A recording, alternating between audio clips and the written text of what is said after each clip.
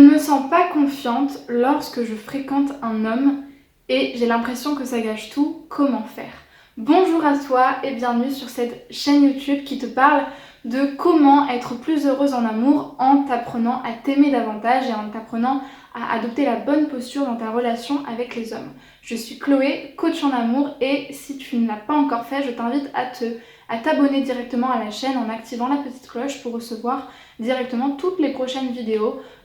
dans la semaine et plusieurs vidéos que je sors dans le mois.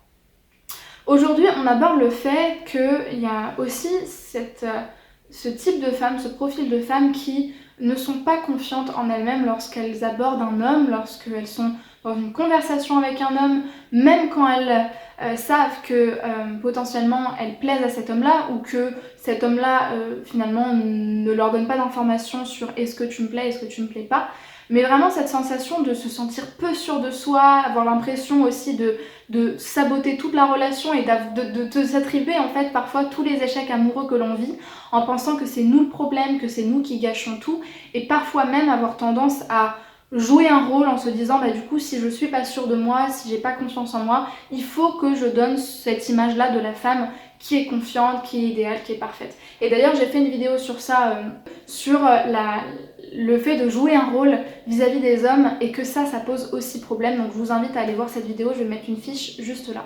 Donc ça c'est une première chose. Le problème avec ça, c'est que il y en a deux en fait. Le premier, c'est que effectivement le manque de confiance en vous peut vous empêcher d'approfondir une relation, d'approfondir une discussion, de vous dévoiler et donc de créer une vraie rencontre émotionnelle, c'est-à-dire finalement pas seulement parler avec l'autre, apprendre à vous connaître, mais créer une vraie rencontre entre deux êtres qui vont à un moment donné fusionner parce qu'ils se rendent compte qu'ils ont des atomes ensemble, des atomes communs et qu'ils peuvent former quelque chose. Ça c'est une première difficulté puisque finalement vous ne laissez pas l'autre rentrer dans votre espace parce que vous avez trop peur et parce que vous ne vous sentez pas confiante, et du coup l'autre a peur, hein, il se voit communiquer cette peur là et du coup il peut lui aussi douter de la relation et finalement vous ne montrez pas toute votre profondeur et tout votre côté brillant, votre côté génial et finalement la femme que vous avez en vous qui peut être aimée telle qu'elle est. Ou alors, justement, cette deuxième possibilité, je vais mentir à l'autre, je vais jouer le rôle de la femme qui est confiante et finalement je ne serai pas non plus moi-même, et ça aussi ça va bloquer la relation parce que finalement je vais mentir à l'autre, je vais pas être authentique et ça va se ressentir. Contre-intuitivement, la première des choses à faire à mon sens, c'est de faire une petite pause, mais juste peut-être l'histoire d'une semaine ou deux pour se questionner, mais finalement se regarder un petit peu, prendre de la hauteur sur notre situation et sur nous quand on fréquente un homme et se demander mais de quoi j'ai peur?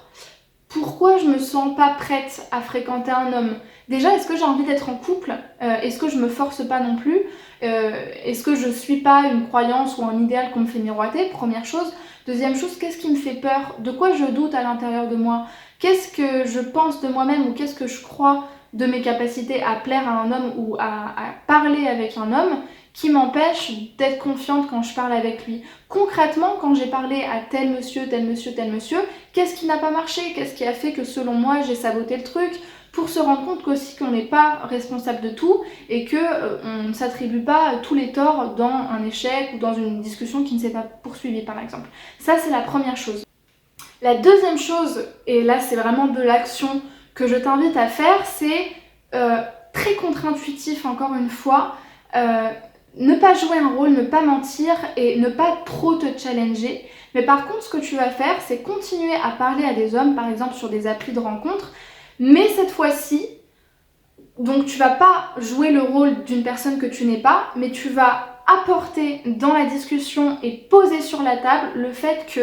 je suis pas confiante, je suis timide. Pour moi, parler avec un homme, ça me fait totalement flipper. Alors, quand j'imagine que je vais prendre un café et que je vais rencontrer cet homme-là, ou que potentiellement il peut se passer quelque chose, et en fait, apporter le fait que t'es absolument pas confiante. Pourquoi? Parce que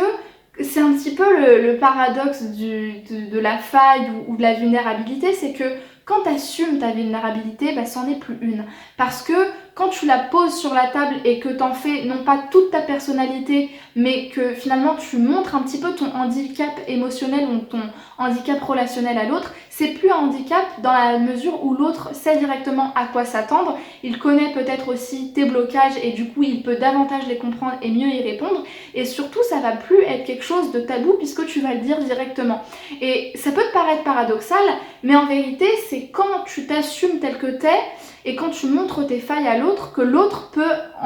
aussi finalement prendre ses failles comme autant de perches pour construire une relation et pour apprendre à mieux te connaître. C'est souvent dans les situations les plus inattendues, mais sociétales, hein, quand il y a un accident, quand on est dans une situation qu'on ne comprend pas, quand on est totalement perdu, qu'on communique, c'est ce qu'on appelle le partage social, et on est obligé de partager nos peurs, nos faiblesses, notre colère, notre joie parfois, et c'est justement ce partage social-là qui va nous permettre de tisser des liens avec des personnes qui ressentent la même chose ou qui peuvent t'apporter le sentiment que mais non, en fait t'es pas si timide que ça, moi je te trouve pas si coincé que ça, et c'est en brisant la glace que vous allez faire que votre timidité ne soit plus un problème. Ça c'est la deuxième chose, et du coup la troisième action qui va être liée à ça, c'est se rendre compte, plus je continue à parler en imposant et en apportant directement ma timidité, mon manque de confiance, le fait que je sois pas à l'aise quand je parle à un homme, que vous allez expérimenter à l'intérieur de vous et avec les hommes le fait que non seulement c'est plus un problème pour moi et en fait je me rends compte que c'est pas non plus un problème pour les autres, mais surtout je me rends compte que petit à petit, au fur et à mesure que je parle et que je m'assume telle que je suis, puisque il n'y a pas plus authentique, il n'y a pas plus naturel que d'assumer le problème que l'on a et la vulnérabilité que l'on a, que en fait vous allez vous en éloigner petit à petit, et ben vous allez prendre confiance en vous, vous allez prendre davantage de vos aises dans les fréquentations avec les hommes, et vous allez vous rendre compte que vous allez dépasser ce manque de confiance là justement en l'assumant et paradoxalement en le mettant devant sur la table, en le montrant complètement aux yeux de tout le monde. Vous allez le dépasser parce que ce sera plus un problème et que finalement vous allez vous rendre compte surtout que vous arrivez à gérer vos peurs, vous arrivez à gérer des situations où vous n'êtes pas forcément à l'aise parce que vous les avez vécues et parce que surtout vous les avez expérimentées en fait. Quand je dis je ne suis pas